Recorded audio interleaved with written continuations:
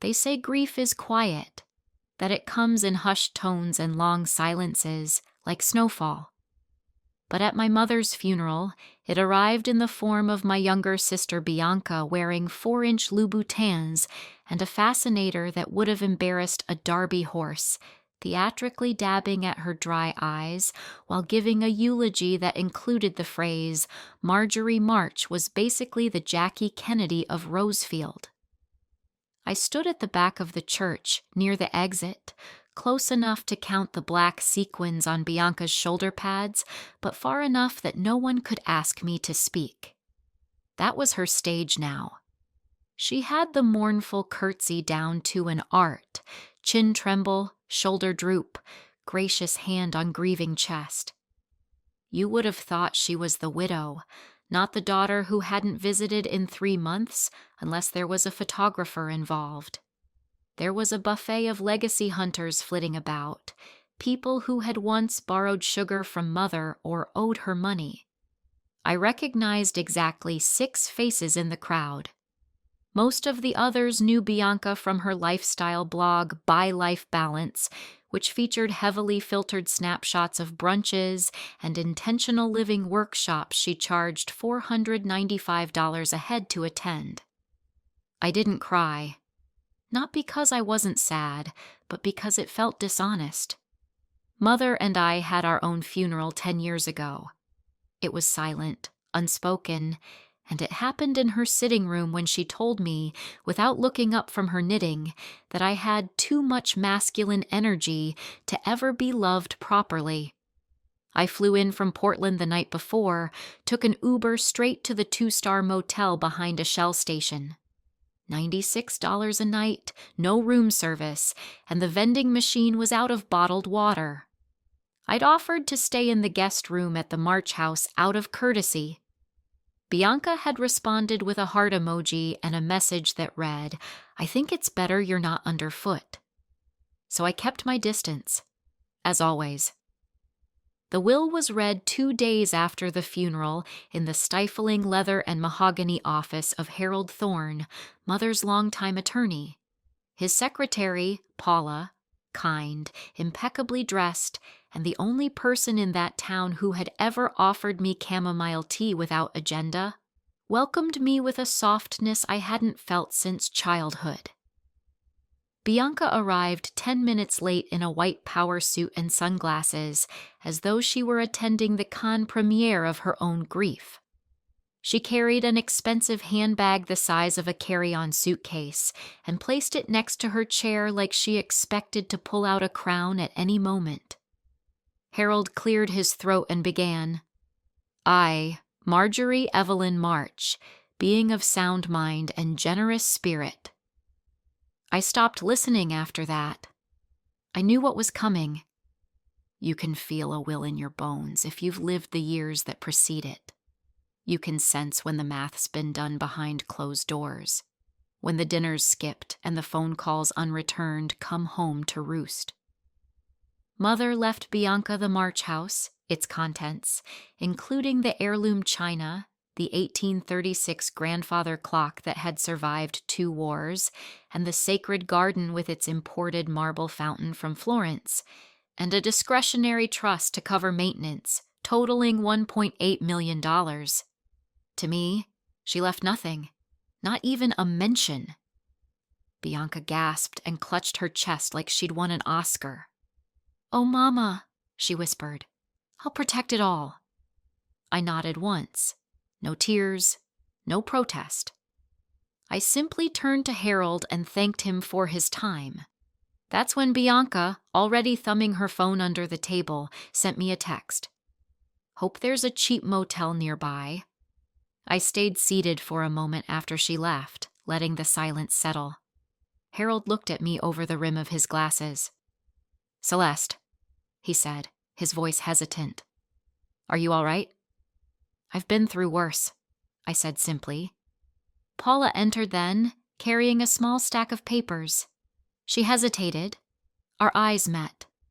"Not yet," her expression seemed to say, "but soon." I smiled politely and left the office. Outside, Bianca was posing against the wrought iron gates of the building, smiling toward a photographer I hadn't noticed earlier, probably from the Rosefield Weekly. She gestured to the headline she'd planned for them. Daughter of local matriarch vows to restore March estate to its former glory. I crossed the street and walked the mile back to the motel, passing rows of oak trees and fading picket fences. My heels clicked against the cracked pavement, and I thought about legacy. Not the kind carved into plaques or whispered through family trees. The quiet kind. The kind buried beneath foundations. And oh, how they'd forgotten what was buried. Within 48 hours of the will's reading, the March house had its own Instagram account. She'd posted a selfie in front of the house's ivy-covered porch, beaming in a crisp, pearl-colored jumpsuit. Behind her, workers in branded polo shirts power-washed the steps like it was a reality show about renovating trauma. And maybe it was, at least for her. For Bianca, nothing was real until it was filmed. She was turning our mother's death into content. 2 days later, she went live. "This house isn't just a house," she told her ring light. "It's history. It's soul. It's where a strong woman raised even stronger daughters. I'm honored to turn it into a space of healing, reflection, and education. The March House Museum will not just honor my mother, it will inspire generations of women to own their narratives." I nearly choked on my tea when she said, "own." The influencers came next. One by one, they arrived in their linen skirts and straw hats, sipping organic cucumber water in the drawing room, while Bianca guided them through curated tours of heritage spaces. She printed up Marjorie moments on little placards and placed them beside family heirlooms like they were exhibits at the Met. "This was where Mother embroidered handkerchiefs for the Red Cross," she told them, gesturing to a wingback chair I distinctly remembered being covered in gin stains and ashes from her evening cigarettes. The local media caught wind. Rosefield hadn't had this much excitement since the mayor's wife got caught embezzling festival funds. Bianca fed them everything: press releases, photo ops, one-liners. She coined the phrase, "restoration through remembrance." Meanwhile, I remained exactly where she assumed I belonged, off stage. I didn't bother responding to her tags or her half-hearted attempts at baiting me into a public spat. Let her have her launch parties and her sponsored candles. Let her spend her inheritance on renovation crews and high-end staging consultants. Let her dance in the ballroom. Because I knew something she didn't. It came in the form of a casual invitation from Paula. "Tea," her message read. "There's something you should have. Something your mother never mentioned at the table." I met her near the edge of the property, just past the orchard where the lilac trees grew too wild for Bianca's aesthetic. Paula brought a thermos of rooibos and lemon scones wrapped in a cloth napkin. She had that look again, the one she gave me at Harold's office, like a woman holding something hot and fragile. "Your mother was clever," she began, "but not always forward-thinking." I raised an eyebrow. She had liquidity problems about 7 years ago. I didn't know. No one did. She was behind on taxes, seriously behind. There was talk of a lien, even foreclosure. She didn't want it public. Bianca was in Bali at the time, learning to harvest coconuts or whatever it was she was doing. You were the only one who ever helped without asking questions, so she came to you. I took the envelope Paula handed me. Inside, a deed. Signatures, stamps, legal phrasing. 7 years ago, Marjorie Evelyn March had sold me the parcel of land beneath the house for $345,000 to keep the IRS at bay. Quiet deal, quick paperwork. She never mentioned it again. She'd asked me not to. "You've owned the land this house sits on for nearly a decade," Paula said gently. Bianca doesn't know, and apparently neither did Harold. Your mother kept it separate. She filed it under the trust that paid your share." "My share?" I asked, startled. "You gave her the money. She put it in your name, then buried the paperwork. Classic Marjorie. Gift-wrapped loyalty, then locked it in a drawer." I looked across the trees at the house's slate-blue shutters and glowing string lights. From the distance, I could hear soft piano music and the clink of wine glasses. Another event, no doubt. Another healing circle. "She's renovating a house she doesn't legally control," I said. "She's sinking hundreds of thousands into a building sitting on land that belongs to you," Paula corrected. I let the words hang there, suspended in the soft spring air. It was a different kind of grief than the one I'd felt at the funeral. This one came with a strange, humming calm, a balance shifting underfoot. "She's filming a documentary," I murmured. She called it Rooted: The Women Who Stay. "Well," Paula said, pouring me another cup, "she's about to learn about the woman who stayed quiet." I smiled into my tea. Not a bitter smile, not even victorious, just patient. She wanted legacy? She could build her little kingdom on a stage made of lies and lighting. But I owned the ground beneath her feet. The moment I commissioned the land survey, the air around me changed. There was something oddly satisfying about signing that order. I didn't make a scene. No confrontation, no flared tempers. I simply called a reputable surveyor, paid the $12,500 fee from my trust account, and scheduled a quiet weekday visit. The man's name was Lowell, tall, quiet, former military, who didn't blink when I asked for a precise breakdown of every inch of soil the March house sat on. "It's a strange lot," he said, scanning the old property lines. "The house is built entirely within your boundary, not even an inch over." He looked up from his laser tripod, and for a moment he hesitated. "Did they build this without a lease?" "They did everything without asking permission," I replied. When the full survey came in, with charts, notations, coordinates, I felt something shift in my spine. Not just relief, not even vindication. Something older. Something I'd inherited and carried for years, a grief that had hardened into truth. The March house wasn't stolen from me, it had never been hers. I filed the eviction notice through a real estate attorney in town named Clarissa Ungniu. A firebrand in 5-inch heels and tailored suits, she'd built her reputation helping widows and retirees reclaim land from exploitative developers. "This one's personal," she said, flipping through the documents. "I've seen these types.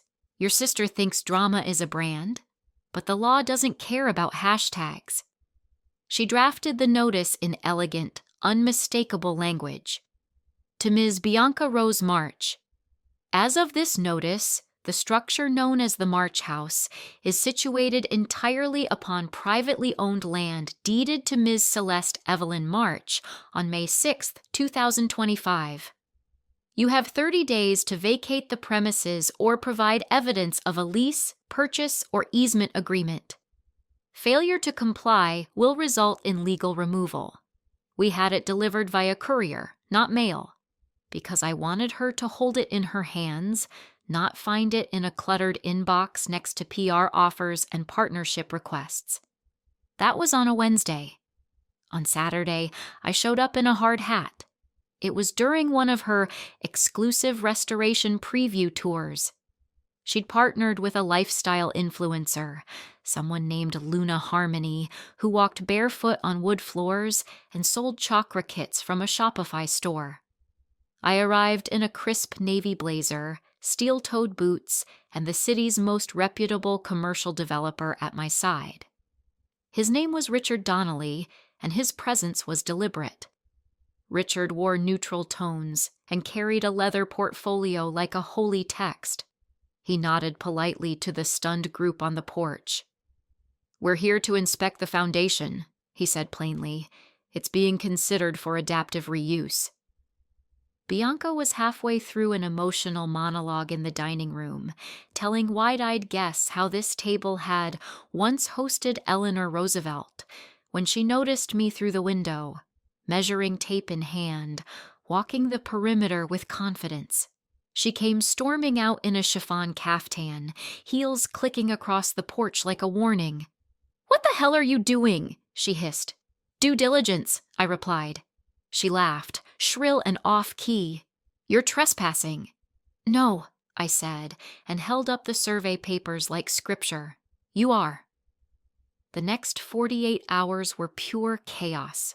The Rosefield Gazette ran a headline within the day: "Historic March House at Center of Family Land Dispute." The story exploded on local social media. People dug through Bianca's old posts, comparing them to the new legal filings. Suddenly, the influencer who'd been restoring her mother's legacy was being accused of squatting, luxuriously, on someone else's land. Bianca spiraled. She posted an Instagram live from the dining room, mascara running, hair disheveled, lit only by flickering sconces. "This was supposed to be about healing," she sobbed. "I wanted to build something meaningful. I'm being persecuted. I'm being erased." But sympathy didn't pour in. Instead, the comments turned brutal. "Did you even pay for the land you're renovating? So, you just stole the house from your sister? Where's your lease, babe?" I watched in silence as her brand, carefully cultivated and backed by $220,000 of heritage renovation funds, cracked under the weight of the truth. She called me that night, 12 times. I didn't answer, because this wasn't about revenge anymore. It was about reclaiming what was mine. Not the house, not the garden, but the years, the voice, the self I had buried beneath family obligations and motherly guilt and sisterly silence. And I was just getting started. I didn't block Bianca's number. That would have been too easy. Let her scream into the void. Let her believe there was still an audience. After a few days of silence, the calls stopped. Then came the letter. Handwritten. Rare for her. No glitter gel pens this time. No perfume-smudged envelopes. Just crisp, cream stationery with an embossed monogram, BRM. As if her initials still carried the weight of our mother's legacy. "I'm sure this is just a misunderstanding," she wrote. "We both know how complicated Mom's finances were. You never wanted the house anyway. Why make this ugly? Why drag our family through the mud?" She underlined ugly twice. Then, in the smallest script at the bottom, "Think of what Mom would have wanted." I stared at that line for a long time. What Mom would have wanted. I remembered the way Marjorie used to tilt her glass of Merlot and say, "Bianca's going to be someone, Celeste. She just needs the right environment. Help her, would you? Be the stable one. You always were." I remembered when Bianca racked up $58,000 in debt from a failed eco-candle business, and I quietly paid it off to protect Mom's credit. I remembered signing the land deed in 2013, Marjorie's shaky signature at the bottom, her eyes not meeting mine, after I wrote her a $240,000 cashier's check to cover back taxes and secure her pension. She'd sold me the land. No tricks. No coercion. She just never told Bianca, and I never told anyone. Until now. Richard Donnelly returned the next week with a full inspection crew. Structural engineers, foundation experts, urban historians. Bianca tried to shut the gates, but legally, she had no right to stop us. So she changed tactics. She posted a new video. This time, she wasn't crying. She was smiling. "Hello, my loves," she began. "As many of you have heard, there's been some confusion around the March House and the land it occupies. First of all, Thank you for the outpouring of support. I've received so many messages from women who know what it's like to be silenced by jealous family members. Jealous. I laughed out loud. She continued, I'm working with my legal team and hope to resolve this matter peacefully. In the meantime, the March House Museum is still open to guests. Donations help us fight for justice. Link in bio. She'd turned a legal eviction into a GoFundMe, and in 24 hours, her followers, bless their gullible hearts, had donated $31,000. But the more she played the victim, the more the media dug in. The Rosefield Gazette ran a follow-up. Sister of museum founder produces deed, survey financial records, legal experts side with landowner. The headline was accompanied by a photo of me in my hard hat, pointing to the surveyor's flags in the soil, looking every inch the composed, capable woman I had become. Bianca's GoFundMe was frozen by the end of the week. The PR team she'd hired abandoned her, citing contractual conflicts. Influencers distanced themselves, and then the lawsuits came. It turns out, Bianca hadn't paid 3 of the renovation contractors. Over $95,000 in invoices had gone unanswered. When word of the ownership dispute spread, they filed suit, not against her LLC, but against her personally. Her accounts were frozen, her credit cards maxed. She tried to call me again. Once. Then she showed up. I was at the property line, reviewing permit applications with Clarissa and Richard, when she approached, disheveled, skin tight across her cheekbones from too much stress and not enough sleep. Celeste, she said, voice brittle, I'll buy the land. I didn't even look up. With what money? I'll figure it out. Like you figured out the contractors? Her nostrils flared. You're enjoying this. No, I said, finally meeting her eyes. I'm owning it. That's different. She stood there trembling, shoulders quivering with rage or shame. I couldn't tell which anymore. I can give you a cut, she whispered. Revenue shares from the tours, legacy merch. We can call it a partnership. I'm not in the legacy business, I replied. I'm in the truth business. She blinked. Then she laughed. Once. Sharp. Bitter. You've always hated me. No, I said. I just finally stopped lying for you. The final blow wasn't mine. It was the city's. When the news broke wide, CNN Local, Architectural Digest's online gossip column, even a BuzzFeed listicle titled 5 Sibling Real Estate Feuds That Got Messy, the Rosefield City Council began questioning Bianca's permits. Turns out, she'd applied as the sole property owner, without my consent. Permit fraud. The fine alone was $42,000. And her March House Museum was ordered to cease operations until ownership disputes were resolved. The next day, I posted a single photo to my own, very modest, social media account. It was just me, standing on the porch, hard hat on, holding the deed. The caption read, "Ownership isn't a filter, it's a fact." The post went viral. Bianca disappeared from the internet for a while after that, and I began drafting the final plans. Because my checkmate wasn't the eviction, it was what came after. And my story was just getting started. Power doesn't always arrive with trumpets. Sometimes it steps in quietly, on clean heels, with a notarized document in hand. The day I served Bianca the final notice, I didn't raise my voice. I didn't gloat. I simply slid the envelope across the glossy surface of what used to be our childhood piano, now covered in faux gilt frames and overpriced eucalyptus arrangements. You have 48 hours, I said. Then the sheriff will handle the rest. She stared at the envelope like it was radioactive. You can't be serious. I was.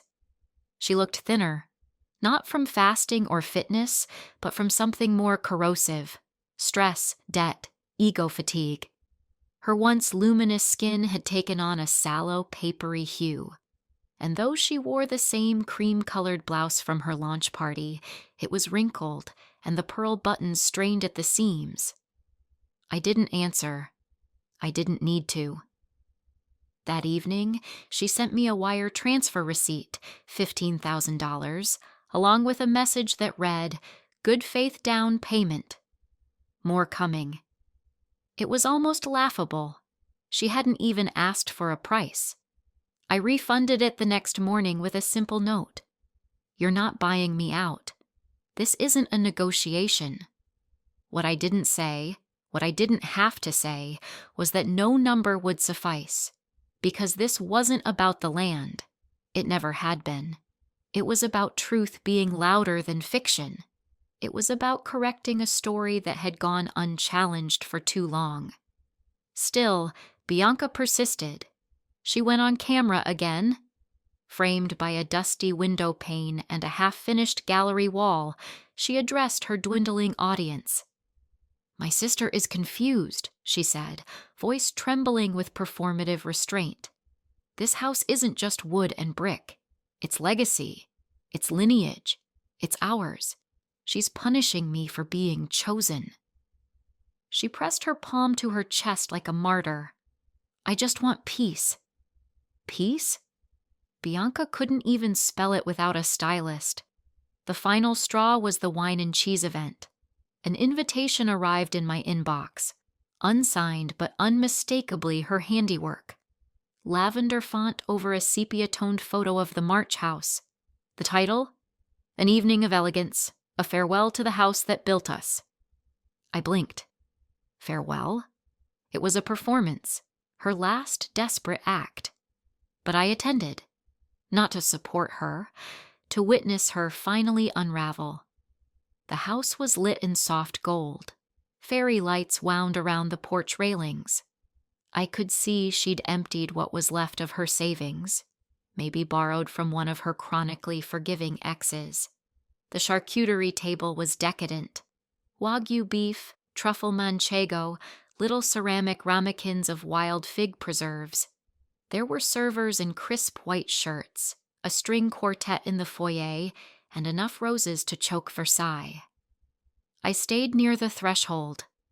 Guests, mostly influencers, minor realtors, a couple of local journalists still chasing a follow-up, swirled wine in delicate crystal and whispered about the tragedy of it all. Bianca floated among them like a phantom hostess, chin lifted, smile brittle. She was performing ownership like she always had, wearing it like a borrowed coat, beautiful, but 2 sizes too big. I watched her pose for a photo near the fireplace, then excuse herself abruptly. Moments later, I found her in the kitchen, alone, leaning against the sink, clutching the counter. "Tell me," she said without turning around. "Do you feel better now? Do you feel powerful?" I didn't speak. I wasn't there to wound her further, but she wasn't done. "Do you know what it's like to be visible your whole life, and then suddenly everyone's looking through you?" She turned, eyes glassy. "I made this house shine. I brought it back. I gave it a story. And you, what did you do, Celeste? You sat in your quiet condo with your spreadsheets and waited for me to fall." I blinked. "No," I said. "I waited for you to stop pretending to fly." The music shifted. She knew the party was over, literally and in every other way. So she reached behind the counter and produced a bottle of 2006 Montrachet. Mother's favorite. It must have cost at least $2,000, more than Bianca had to spend. She poured us both a glass. "I'm leaving," she said. I didn't answer. She raised hers in a silent toast. "To delusions," she said. I clinked mine softly. "And to endings." We drank. And in that moment, just briefly, there was a flicker of the girl I once protected. Before she became a brand. Before she inherited every ounce of our mother's expectation, and I was relegated to the sturdy scaffolding beneath her. I thought I was building a legacy, she whispered. No, I said gently. You were building a lie. I'm just the one tearing off the tarp. The guests began to drift out. I left without saying goodbye. Outside, the night was cool. The soil smelled damp and alive beneath my feet. My land. 48 hours would be up by sunrise, and I would be ready. She left in the middle of the night. No press conference, no swan song, no more wine tastings or vintage-filtered goodbyes. Just the shudder of a trunk slamming shut, the whimper of suitcase wheels across gravel, and the soft click of the March house door as it closed behind her for the final time. I watched from my car across the street. It was 3:12 a.m. Bianca was wearing Mother's old mink coat over yoga pants, dragging 2 Louboutins duffels like a ghost of glamour past. She didn't even look back. She didn't have to. The house, my land, had already stopped being hers. At dawn, the bulldozers arrived. The neighbors lined the sidewalk, phones out, eyes wide. Some disapproved, clucking about heritage and history. But they hadn't seen the history I had. They hadn't lived under its roof, silenced in its shadow, told again and again that being invisible was part of my charm. I stood beside the site manager, clipboard in hand, hard hat on, heart open. The first wall cracked like brittle bone. Dust lifted into the sunlight. And for the first time in my life, I breathed without shrinking. The sale closed within 2 weeks. The buyer wasn't just a development firm. It was a cooperative. Women-led, trauma-informed, debt-free. They were building more than structures. They were building sanctuaries. The March property would become the Evelyn Haven Center, named after Evelyn, the lead architect's late sister, who died penniless after being disinherited for leaving an abusive husband. There would be gardens, studios, therapy spaces, a dormitory for women between homes, no influencers, no marble fountains, no legacy walls curated with curated lies, just soil, shelter, and safety. The last time I visited the grounds before construction began, the forewoman handed me something, a small bronze plaque, newly cast. It read, "Where entitlement ends, new legacies begin." I didn't cry, not because I wasn't moved, but because I'd already shed enough tears for what was lost. This wasn't mourning, it was planting. As for Bianca, I heard she moved to Arizona. She's renting a casita behind someone's Airbnb empire and promoting vegan skincare on Instagram. Every few weeks, I still get tagged in a bitter post from one of her burner accounts. Family, Does You Dirty is a personal favorite. I don't respond, not because I'm afraid, but because I'm finally free. Sometimes, power doesn't look like domination. Sometimes, it looks like stepping back, burning the lie to the ground, and building something honest in its place. For yourself. For others like you. People ask if I regret anything. I tell them only this. I regret waiting so long to stop apologizing for being the one who kept the receipts. Thank you for being with me through this story. If it moved you, if you saw even a sliver of yourself in it, please give it a like, leave a comment, and subscribe to the channel for more stories of truth, transformation, and justice served warm. Until next time, stay strong, stay seen, and never let anyone write your legacy for you.